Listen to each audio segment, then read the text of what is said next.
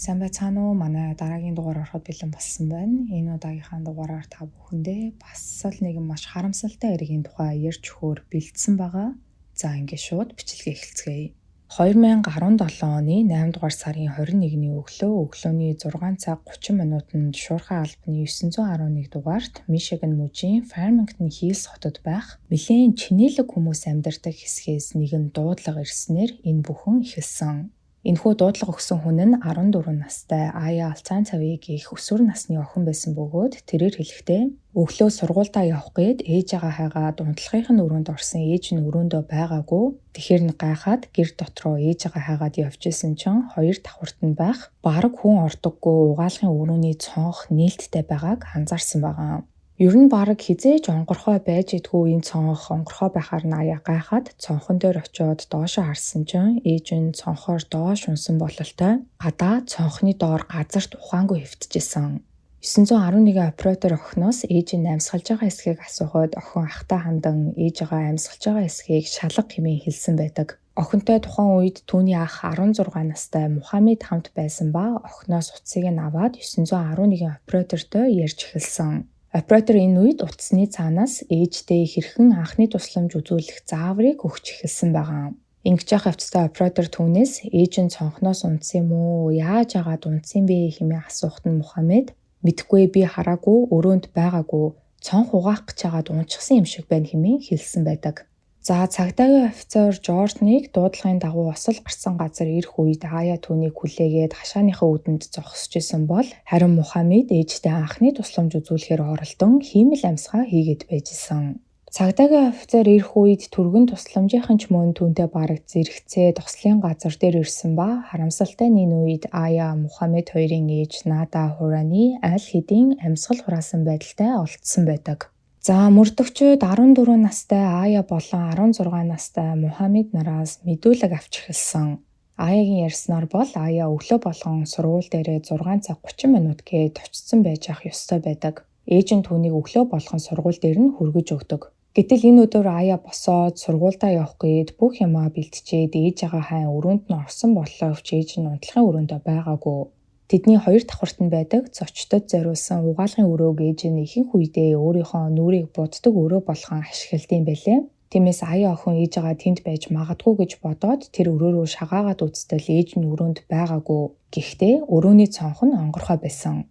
Цонх нь онгорхой байгаад гайхсан Ая цонх руу очиж хараад ээж нь цонхны доор газар дээшээ хараад хэвтэж байгааг нь олсон нь энэ. За мөрдөгчд түүнээс ээжээгээ хамгийн сүүлд хизээ харсан бэ? Гэрт чинь гадны хүн ирсэн үү? Шүн ямар нэгэн чимээ сонссон уу хэмээн асуухад Ая өчигдөр орой 7 юм уу 8 цагийн үед ээжийг хамгийн сүүлд харсан. Ээж эрт унтдаг болохоор тэр үед л унтахаар өрөө рүүгээ явсан байх. Шүн би ямар ч чимээ сонсоогүй, бас манай гэрт гаднаас ямар ч хүн ирээгүй хэмээн хариулсан байдаг. За мөрдөгчд Надагийн цонхоор нь унсан гих өрөөнд ороод шалгаад үзэхэд цонхны хажууд жижигхэн зөөврийн шат байснаас гадна шатан дээр цэвэрлэгээний бодис тавьсан байсан. Энэ нь бол мэдээж анх харахад Нада цэвэрлэгээ хийж явах үедээ цонхоор доош унсан юм шиг харагдуулж ирсэн байгаа. Осол гарах үед Ая Мухаммед хоёр болон тэдний 12 настай дүүн л гэртээ байсан. Дүүн цагдаагийн ажилтнуудыг ирэхэд өрөөндөө унтжсэн, харин тэдний аав Байсал Алцаанцави бол тэдэнтэй хамт амьдардаггүй. Нада Байсал хоёр гэрлэлтэд цуцлуулах гээд шүүхтэр маргаантай байсан байлээ. Тиймээс тэд жил гаруй хугацаанд энэхүү тустай амьдарцгаасан. За мөрдөгчд Ая Мухаммед хоёрыг аав руугаа залгаад хүрээд иргээд дуудчих хэмээн хэлгээд Мухаммед мөрдөгчдөд хандан "Эннээс өмнө надад бас хэлэх зүйл байна. Би үнэндээ өглөө ээжийг харсан. Би өглөө болгон 6 цагт босоод усанд ордог. Би ээжийг өрөөндөө дуурайад юм түжигнүүлээд байгааг ойролцоогоор 5 цаг 50 минутын үед сонссон" хэмээн хэлсэн байдаг. Мөрдөгчд түүнээс лавшруулан "Чи яг ээжигээ өглөө харсан юм уу? Аль эсвэл зүгээр сонссон юм уу?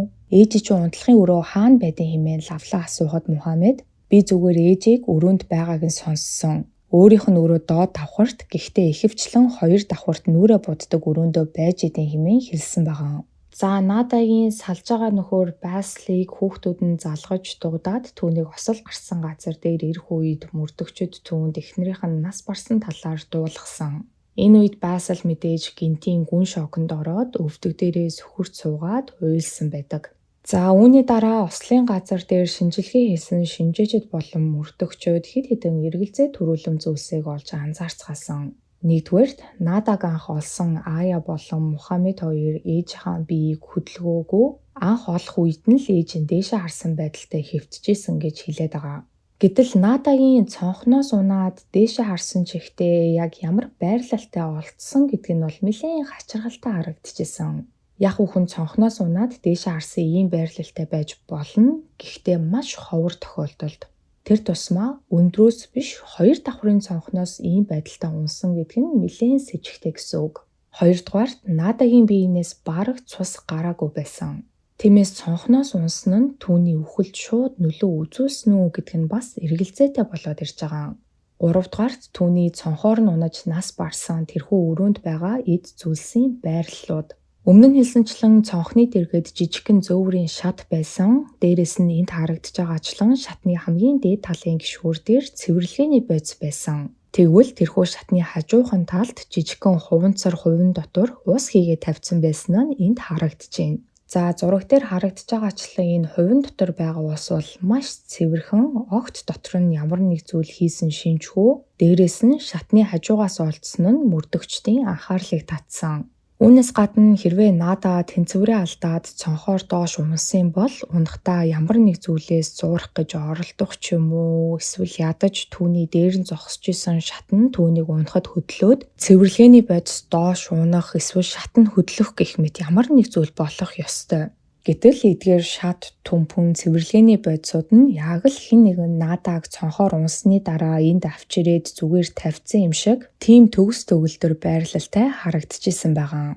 Цаашлаад онгорхой байсан цонхны нөгөө талын хаалттай байсан цонхон дээр нь халтарцсан, дутуу цэвэрлсэн шингэн бодисны уул мөрүүд ил тод харагдчихсэн. За энэ цонхон дээр харагдчихсэн уул мөр нь нөгөө өрөөнөөс олдсон цэвэрлэгээний бодис бол мөн.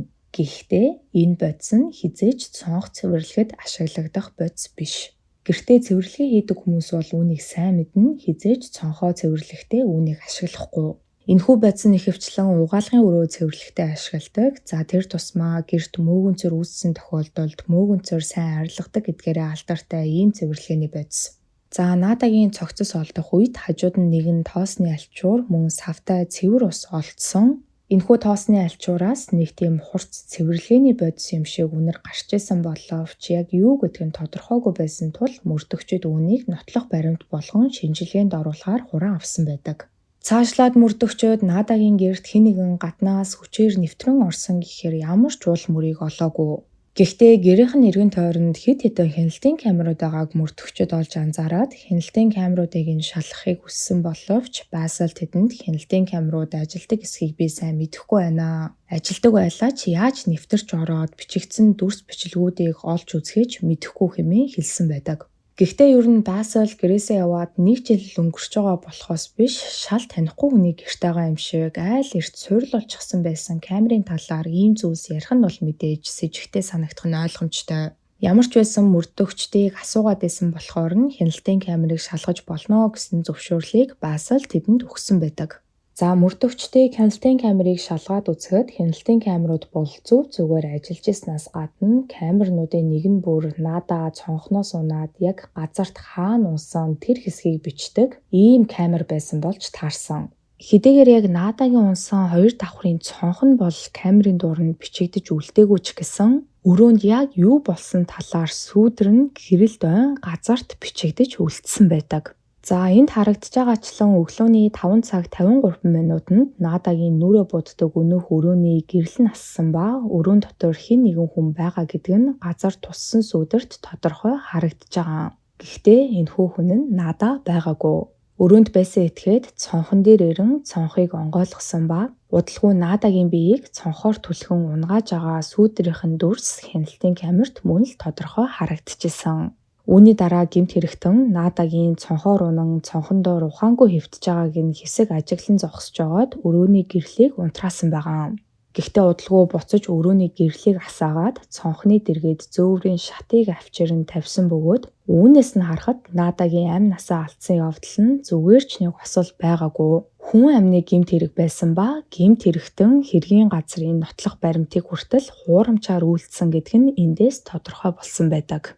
За үүнтэй зэрэгцэн Надагийн цогцсон дээр хийсэн задлан шинжилгээний хариуч мөн гарсан. Задлан шинжилгээний хариугаар яг л мөрдөгчдийн таамаглажсэнчлэн Нада цонхоор унахаасаа өмнө амьсгал дутагдсанаас болж амь насаа алдсан байсан гэсэн албан ёсны дүгнэлт гарсан байдаг. Тэр байтугай Нада цонхоор шийдүүлэхээсээ бүр хэдэн цагийн өмнө амьсгал хураасан байсан болж таарсан. За Нада Хураней гэж хэн бэ?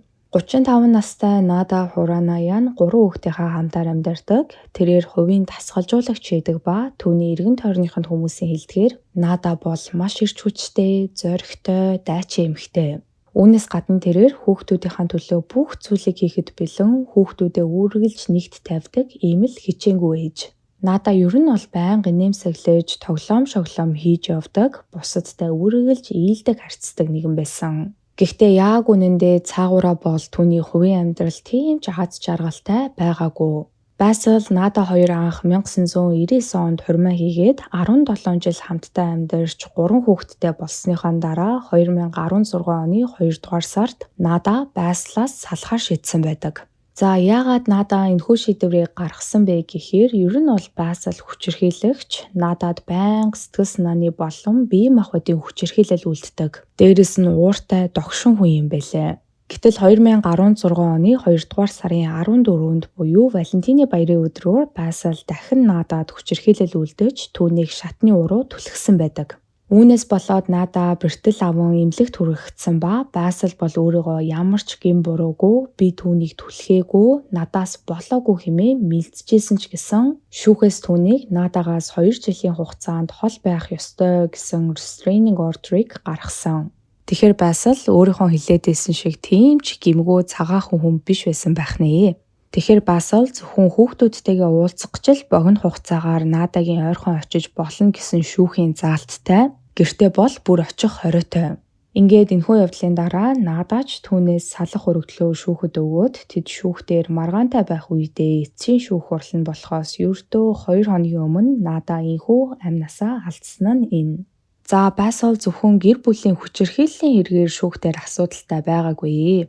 Тэрээр эмчээр ажилладаг. Гэтэл 2016 онд Байсал 22 удаагийн зөвхөн эмчийн бичигтэйгээр олгогддог хориотой эм эмчилгээний бодисонд хууль бусаар эмчийн бичиг хийж өгсөн гэх шалтгаанаар шүүхэд дуудагдан 2017 оны 1 сард шүүхээс Байсалд 1 өдрийн хорих ял болон $280,000 торгуулах шийтгэлийг оногдуулсан байдаг. Үүнээсээ болоод тэрээр жилийн $350,000 цалин авдаг байсан ажлаасаа халагдаж эмчээр ажиллах эрхээч хүртэл асуусан. Энэ талаараа тэрээр шүүхэд өргөдөл гаргаад шүүхээс тогтоосон хүүхдийн тэтгэмжийн мөнгийг төлөх боломжгүй болсон талаараа хэлсэн байдаг. Ийхүү өргөдөл гаргахдаа Байсал Надаг хэтэрхий их мөнгө өртөг, дэлгүүрх эсдэг, хэрэгтэй хэрэггүй зүйлс худалдаж авдаг хэмээн өргөдөлтөө дурдсан байснаас гадна хүүхдүүд нь ээжээсээ болоод өөрсдийн соёл уламжлал, ёс заншлаа мартаж хэтэрхий Америкчсан хэмээн өргөдөлтөө бичсэн байдаг. Нада Байсал хоёр хоёулаа багтаа Сириус Америк дээрэн суурьшсан хүмүүс юм байлээ. За эдгээр зүйлсээс болоод мөрдөгчүүд хамгийн эхлээд мэдээж Байслыг Надагийн амь насаа алдсан яригт сэжиглэж эхэлсэн байгаа. Гэхдээ хэрэг гарсан өдөр хинч Надагийн гэрлөө орж гараагүй гэдг нь хяналтын камерын бичлэгээр нотлогдсон. Тухайн өдөр Нада болон 3 хүүхдээс нь өөр хүн тэднийд байгаагүй. Үүнээс гадна Байсал гэр бүлийн хүчирхийллийн эргээсээ болоод хөлөндөө байршил тогтоогч зүүгээд явж исэн байлээ. Мөрдөгчид түүний байршил тогтоогчийнх нь байршлуудыг шалгаад үзэхэд тэрээр хэрэг гарсан өдөр Надагийн гэрийн ойрхон явж очиагүй гэдг нь мөн батлагдсан. За Нада амь насаа алдаж гэмт хэрэгтэн түүнийг цонхоор гаргаж шидснээс 1 цагийн дараа охин нь түүнийг олж дараа нь ахыгаа дуудан охин хүү хоёр нь цагдаа дуудсан. Эхэндээ Ая 911-ийн оператортой утсаар ярьжгаад дараа нь утсаа ахтаа шилжүүлж өгсөн ба үүнийхээ дараа тэрээр яах учраа олохгүй сандарч нэг бол хашааныхаа өөдрөө гүүгээл тэгснээ буцаж гүйж ирээл ээжигээ хараад нэг иймэрхүү сандарсан тулгамдсан айсан байдалтай байгаа нь хяналтын камерын бичлэгэн дээр харагдчихсан байгаа. Түүний яагаад ингэж хашааныхан үүд рүү гүүгээд байсан нь бол ойлгомжтой. Түргэн тусламжийнхныг ирэх үед тэднийг шууд ээж дээрээ авч ирэх гээл сандраад байснаа нэн. Харин дүүгээсээ утсыг нь аваад 911 оператортой ярангаа ээждээ анхны тусламж үзүүлэхээр оролдон цээжин дээр нь дарж исэн Мухаммедийн хувьд тэр ер нь л нэлээд тайван харагдчихсан байгаа. Мухаммед ээждээ хэрхэн анхны тусламж үзүүлэхээр оролдож байгаа нь хяналтын камерт мөн бичигдэн үлдсэн бөгөөд бичлэгэн дээр Мухаммед ээжийнхаа цээжин дээр бараг л дараагүй зүгээр дарж байгаа юм шиг жүжиглээд байгаа мэт харагдчихсан.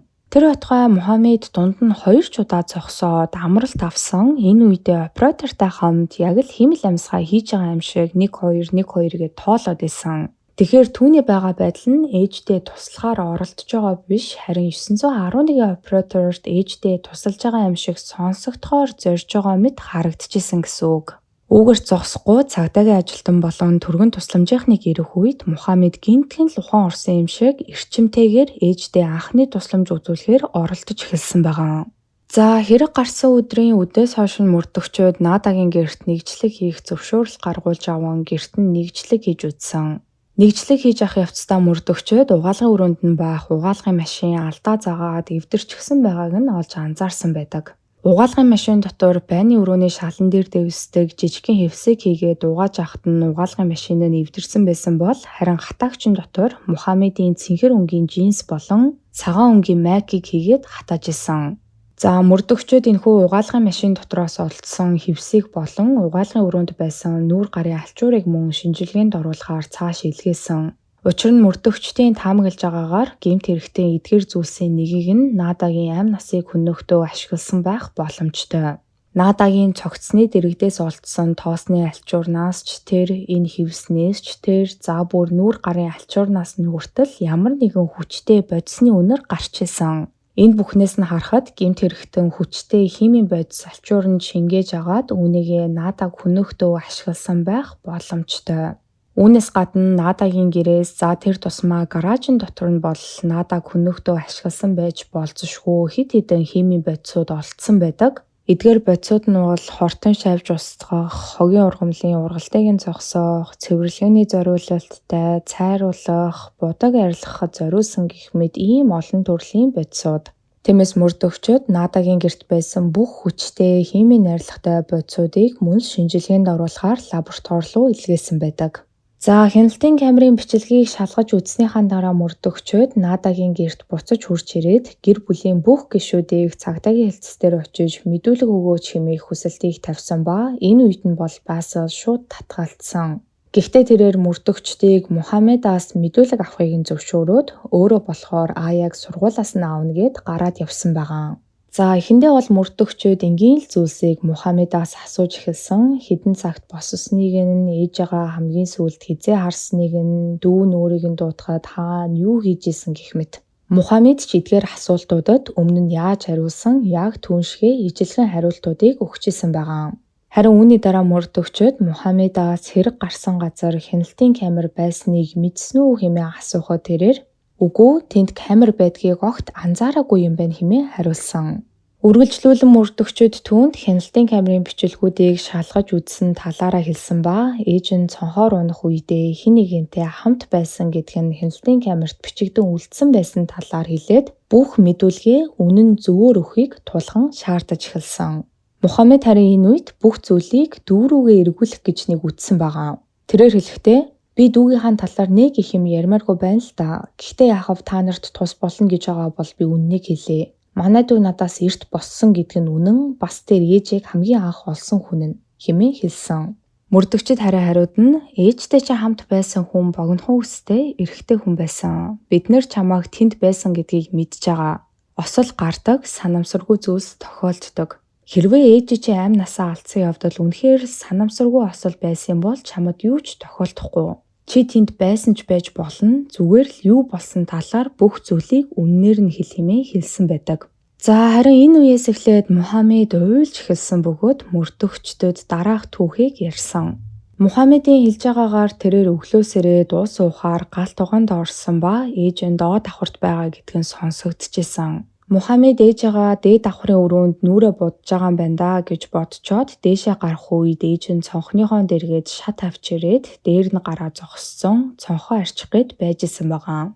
Ээж нь түүнийг харангуйтаа угаалгын өрөөнд очиод цонх цэвэрлэх юм аваад ир хэмээн хэлсэн ба Мухаммед цэвэрлэгээний бодис авчирж өгөх үед нь ээж нь түүнд хандан энэ шатыг түр тусч байгаа ч хөдлөөд ахын хэмээн хэлсэн. За Мухаммед ч ээжийнхаа зогсож исэн шатыг нь түшээд ээжийнхаа хийж байгаа зүйлс нэг их ач холбогдол өгүүлэхгүй өөр зүйл хараад зогсож итэл ээж нь гинтхэн хүл алдаад доош унсан. Мухаммед түүнийг барьж авах гэсэн боловч амжаагүй.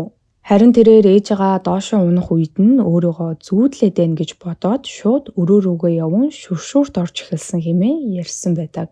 За Мухаммедийн өгсөн мэдүүлэг бол тэр чигээрээ үннээс хол зөрүүтэй мэдүүлэг гэдэг нь ер нь бол тодорхой харагдаж байгаа. Нэгдүгээрт надаа цонхоор шидүүлэх үедээ аль хэдийн нас барсан байдалтай байсан. Хоёрдугаарт надаа шатыг авчирч цонхны дэргэд тавиагүй түүнийг унсны дараа хэн нэгэн авчирч тэнд байрлуулсан. Гуравдугаарт надаа мэдээж хэргийн газар дээрээс олдсон цэвэрлэгээний бодис бол цонхонд зориулагдсан цэвэрлэгээний бодис биш гэдгийг нь мэдэх учиртай. Үүнээс гадна хамгийн гол нь яг ямар хүн ээж нь цонхноос унтсан байхад зүгээр өрөө рүүгээ яваад шүршүүрт ороод зогсож байгаа вдэ. Хэдийгээр Мухаммед энэ удаад ч гэсэн худал мэдүүлэг өгсөн хэдий ч мөрдөгчөд ямар ч байсан энэхүү мэдүүлгээрээ тухайн өдөр өрөөнд байсан хүн нь Мухаммед юм байна гэдгийг баттай мэдэж авсан байгаа. За мөрдөгчдийг мэдүүлэг авч эхлээд 40 минут орчим өнгөрч байх үед Басил Аяг сургуулиас нь авчаад гэртээ ирсэн. Тэрээр гэртээ ирсэн даруйдаа мөрдөгчдийг мэдүүлэг авахаа зогсоохыг шаардаж тэр дорнохүүдээ өмгөөлөгч авч өгсөн байдаг. Үүний дараа мөрдөгчид Мухаммедийн утсыг нь шалгаж үзээд хэрэг гарсан өдөр тэрээр нэгэн дугаар руу 50 удаа залгсан байсныг нь олж илрүүлсэн. За энэхүү дугаараа Мухаммед утсан дээрээ хайр хэмээн хадгалсан ийм дугаар байсан байгаа. Өглөөний 4 цаг 27 минутаас эхлээд Мухаммед энэ дугаар руу үдээс хойш болтол нийт 50 удаа залгасан бол эдгээрээс 8 удаагийн дуудлага нь надаг цонхоор шидүүлэхээс өмнө хийгдсэн дуудлагууд байсан. Мөрдөгчид Мухаммедийг энэхүү дугаарын эзэнтэй хэр ойр ойрхон ярьдсан байна гэдгийг нь шалгаад үзэхэд ер нь бол Мухаммед тэр дугаартай байнга холбоотой байдаг өмнө нь ч гэсэн ярьсан дуудлагууд нэлээ их байсан. Гэхдээ ингэж зогсоо зайгүй араас нь 50 удаа залгасан тохиолдол мэдээж байгаагүй. За тэгвэл тэр Мухаммедийн утсан дээрээ хайр гэд хадгалчихсан байгаа дугаар нь хэний дугаар юм бэ гэд хайгаад үзтэл энэ нь аав Байслийнхэн дугаар байсан болж таардаг. Аав хүү хоёр хоорондоо маш олон зурвсууд бичилцэж зураг бичлэг явуулдаг байснаас гадна Мухаммед ээжээгээ удахгүй болох шүүх хурлын талаар өмгөөлөгчтэйгээ уцаар ярьж байхад нь яриаг нь нууцаар хурааж аав руугаа явуулдаг байсан нь мөн тодорхой болсон. Үүгээр зогсохгүй Мухаммед аавыгаа утсан дээрээ love буюу хайр хэмээн хадгалчаад ээжээгээ dog буюу нохоо хэмээн дугаарыг нь хадгалсан байсан. Цаашлаад надаг амь насаа алдахаас хэдэн 7 хоногийн өмнө Мухаммед ээжтэйгээ аавынхаа талаар зурвас бичэн тэд хоорондоо ярилцсан ба ер нь бол Мухаммед бараг бүхэл зурвасан дээр ээжээгээ ааваас нь салж агаад буруутгасан утгатай зүйлсийг араас нь биччихсэн бол харин ээж нь хариуд нь хөрүүгээ аав чинь надад хийдэг байсан бүх зүйлсийг би цагдаагийн ажилтнуудад хэлсэн бол аав чинь одоо аль хэдийн шоронд сууж байх ёстой байсан юм хэмээн хариу бичсэн байдаг. Мэдээж энэхүү ээжтэйгээ ярьсан харилцсан яриагаа ч гэсэн Мухаммед зургийг нь дараад аав руугаа явуулсан байгаа. За эдгээр зурвас болон дуудлагуудаас хамгийн хачирхалтай зүйл нь гэвэл надаг амь насаа алдахаас 3-7 хоногийн өмнө Мухаммед надагийн шидүүлсэн яг тэр цонхны зургийг нь дараад юу ч хэлэлгүйгээр аав руугаа явуулсан байсан бөгөөд үүнийхээ дараа тэд хоорондоо уцаар ярьсан байсан. За ер нь бол эндээс ингээд Мухаммед яг яагаад ээжээгээ хүнөөсөн байж магадгүй вэ гэх аллах үлдсэн байж болзошгүй гол шалтгаан нь бараг тодорхой болоод ирж байгаа. Дээрээс нь Мухаммед ээжээгээ цонхоор унах үед нь хамт байсан гэдгээ өөрийн амаар хүлээн зөвшөөрчихсөн. За ингээд 16 настай Мухаммед ээжээгээ хүнөөсөн 1-р зэргийн хүн амны гэмт хэрэгээр баривчлагдан хоригдсон байдаг. Тэрээр мөн л огт хэрэгээ хүлээгээгүй эцсээ хүртэл ээжээгээ хүнөөгөөгүй хэмээн гүрийсэн. Тиймээс түүний шүүх хурал нь 5 жилийн дараа буюу 2022 оны 9 сард эхэлсэн байдаг. За шүүх хурал болохоос өмнө Мухаммедтэй мэрэгжлийн сэтгэл судлаачид хэд хэдэн удаа хамтарч ажиллаад ямар дүгнэлтэнд хүрсэн талаараа шүүх хурлын үеэр мөн танилцуулсан. Мухаммедтэй ярилцаж гэр бүлийнхэн талаар ярьж явах үеэр тэрээр бүхэл цаг хугацааны туршид бүх зүйлд ээжээгээ буруутгасан ийм мөнгө аястай зүйлсийг ярьжсэн байгаа. Түүнд ээжийнх нь бие даасан байдал огт таалагддаггүй. Бүр энэ талаараа эмэгтэй хүн юм байж хэмээн цохож ярьсан байдаг. Мөн ээж нь аавынх нь хүчирхийллийг тэсгээ болоод сүүлдээ салахаар шийдсэнд нь Мухаммед мөн л ээжээгээ буруутгасан. Ер нь түүний бодлоор бол эмэгтэй хүн бие даасан байж болохгүй, эрэгтэй хүний үгийг нь сонсож явах ёстой. Хичнээн хүчирхийлэл дунд амьдарч амь насны хүртэл аюултай байдалд орсон ч эмэгтэй хүн нөхрөөсөө салах ёсгүй. Харин ээж нь хүчирхийлэл үйлддэг ааваас нь салах үед түүнд ээжээгээ үзэн ядах сэтгэл төрж эхэлсэн байгаа. Сэтгэл судлаачдын дүгнэлтээр түүний энэ их уур хилэн үзэн ядалт эмэгтэй хүнийг үргэлж эрэгтэй хүнээс доогуур гэж боддог энэ үзэл баримтлал нь хэрэг үйлдэх гол өдөөлт болсон байх магадлалтай хэмээн таамагласан. За ингээд Мухаммедийн эцсийн шүүх хурал болж шүүгчид ердөө 2 цаг хуралдсаныхаа дараа түүнийг 1-р зэргийн хүн амны гэмт хэрэгт гэм буруутай хэмээн үзэж 35-аас 60 жилийн хорих ялыг оноосон байдаг. За энэ хэргийн талаар өөр нэг маш шудраг бус санагдсан зүйл нь юу байсан бэ гэхээр Мухаммедийн аав Байсал одоо ч гэсэн сул чөлөөтэй амьдарч байгаа. Мөрдөгчөд Байслыг энэ бүхний ард бүх зүйлийг удирдан зохион байгуулсан хүн байх өндөр магадлалтай хэмээн үзэжсэн боловч тэдэнд түүнийг барьж хорих хангалттай нотлох баримт олдоогүй. Надаг амь насаа алдахаас 3-7 хоногийн өмнө Мухаммед аав руугаа цонхны зураг явуулсан байсан. Гэхдээ үүнээс өөрөөр түүнийг энэ бүхний ард байсан гэдгийг нотлохоор ямар ч нотлох баримт илрээгүй байдаг. Цаашлаад шүүх хурлын үеэр Байсал хүүгээ өмөрч гэрчийн мэдүүлэг өгсөн байлээ. Энэ үедээ тэрээр Надаг л буруутгаад Мухаммедийг бараг хохирогч юм шиг яриад байсан. Энэ нь шүүгчдийн уурыг хүргэж шүүгч бүр тэсгээ болоод хүүчээ хохирогч биш, битгий хохирогч мэтээр яриад бай гэж хүртэл хэлсэн байдаг. Цаашлаад Байслыг шүүхтээр үг хэлж байхад нь түүний охин Аяаг шүүх хурлыг үүмэлсэн гээд албатай хүчээр шүүх хурлаас гаргасан байлээ. Юу болсон бэ гэхээр Ая аав руугаа бас ах руугаа орилж та хоёр ээжийг алсан биз дээ. Та хоёр л нийлж алсан. Нийлж хүн алсан бол хоёулаа хамт хэрэгээ үүр, ялаа идэл. Яагаад зөвхөн нэг чинь шийтгүүлээд байгаа юм хэмээн уйлж аав руугаа орилсон. Аягийн хувьд тэрээр ааваасаа бүр мөсөн холбоогоо тасалсан хэмээн өөрөө ярьсан байт юм байлээ. За миний хувьд бол Байслыг энэ бүхэнд 100% оролцсон гэж бодож байна. Яагаад Мухаммед тухайн өдөр Байсал руу 50 удаа залгасан. Тэгээд бүр тийм эрт үүрээр яагаад Мухаммед тэр цонхны зургийг нь аваад Байсал руу явуулсан. Зүгээр нотлогдоогүй л болохоос Байсалч гэсэн Аягийн хэлдгээр алуурчин байх өндөр магадлалтай. За хэдийгээр Мухаммед хэрэгээ хүлээж ээжээгээ яг яаж хөнөөсөн талаараа яриаггүй ч гэсэн мөрдөгчөд хэргийг шалгаж явах үед олдсон нотлох баримтууд дээр тулгуурлаад тухайн өдөр яг юу болсон талаар нэлээд тодорхой зургийг нь гаргасан байдаг. Тэгэхээр Мухаммед шөнө ээжээгээ унтчихад нь өрөөнд нь нууцаар явж ороод химийн бодис шингээсэн алчуураар ам нүрийг нь дарж амьсгааг нь боосон. Ингээд ээж нь эхлээд ухаангүй болоод дараа нь амьсгал хураах үед нь хэсэг байжгаад дээд давхар руу гарган цонхоор шидсэн. Үүнийхээ дараа тэрээр ээжээгээ цонхоор доош унсан юм шиг харагдуулахын тулд цонхны хажууд шат болон цэвэрлэгээний бодис авчиран орхисон нэг ийм зүйл болсон байгаа. За энэ хэргийн талаар олон нийтэд ил болсон мэдээллүүд гэвэл нэг иймэрхүү байна. Тэгээд Байслын хувьд бол гэмт хэрэгтэн одоо ч гэсэн юу ч болоогүй юм шиг сул чөлөөтэй зөв зүгээр өөрийнхөө амьдралаар амьдраад явж байгаа юм шиг санагдлаа.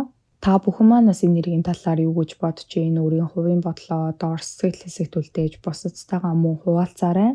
Миний оруулдаг бичлэгнүүд таалагддаг бол лайка дараарай, сабскрайба дараарай. Хажууд нь байгаа хонхон дээр дарах юм бол намайг шинжлэх хийх болгонд та бүхэнд мэдээлэл очих болно шүү. Ингээд дараа 7 хоног чин дугаараар уулзтлаа. Түр баяртай.